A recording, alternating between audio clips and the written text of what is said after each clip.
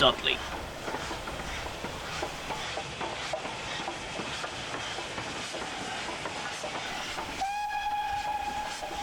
The Fat Controller stood on the platform. On the horizon, a colossal engine emerged from the setting sun. Its black paint was shabby, and its puffs were deep and hoarse. It groaned to a halt, a line of trucks trailing behind. "Good evening," greeted the Fat Controller. "You're the replacement goods engine, I presume?" "That is correct, sir," replied the engine. "The regular diesel derailed in the yard. Wasn't keeping a proper lookout. But you know how self-importance gets in the way of some engines," he finished with a wink. "Indeed I do," chuckled the Fat Controller knowingly. "What is your name?" "Dudley, sir. A pleasure to traverse your rails."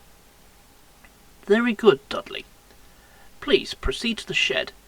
You'll be in good company with my engines." "Thank you for your hospitality, sir. I wish you a pleasant evening," Dudley finished, puffing slowly away. The engines welcomed the newcomer warmly. Soon they were laughing and chatting like schoolchildren. "A pity my stay is but a temporary one," Dudley sighed. "You're blessed to have a controller who realizes your value. My days are numbered on the other railway." "A grim inevitability," shuddered Gordon. "Inevitable, my tender!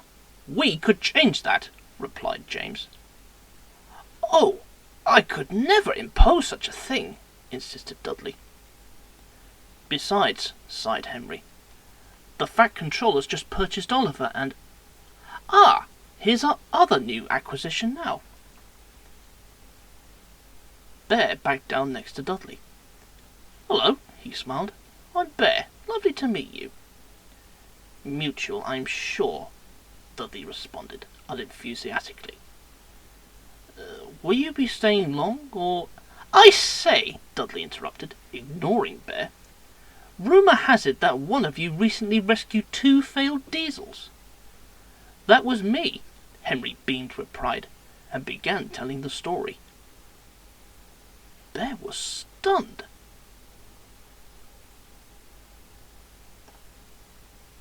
"He gave me the cold buffer too," sighed Boko.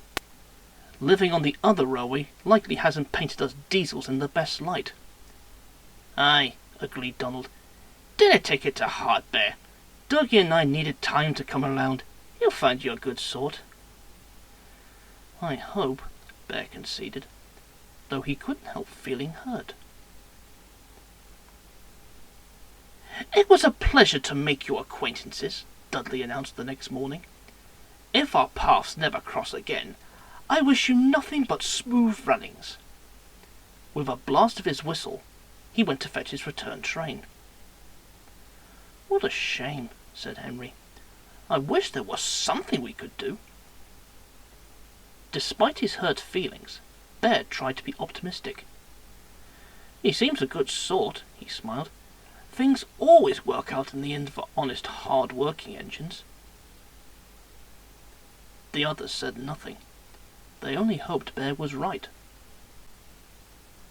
With Duck running his branch line, Donald volunteered to shunt in the yard. He did it well, easily keeping the trucks and coaches in line. The others were grateful for his help. That morning, Donald brought the coaches for the first train to the platform. He shunted them into place, then hurried off to prepare a goods train. Before long, Henry came backing down into the station. He was looking forward to a run in the morning sun when... "Glory!" cried his driver. Instead of waiting at the platform, the coaches were fouling the points. "Stop! Stop!" groaned Henry. His brakes screeched, but it was too late. Henry's tender was derailed, resting crooked against the battered coaches. Their paint was scratched and their windows shattered. Both Henry and the coaches whimpered meekly. Soon the Fat Controller arrived. Donald cleared away the unheard coaches while Dudley brought the cranes. "How on earth did this happen?" demanded the Fat Controller. "Can't you say, sir?" replied Donald. "The young coaches were at the platform when I left them." "I see. Some defect in the brakes, no doubt. I'm afraid it means a trip to the works for you, Henry. This puts us in an awkward position." I'm sorry, sir," frowned Henry. "Excuse me, sir," smiled Dudley. "May I offer my assistance? I won't exactly be busy if I return to the other railway. Surely my controller could spare me to make up for Henry's absence." The Fat Controller smiled. "A splendid idea, Dudley.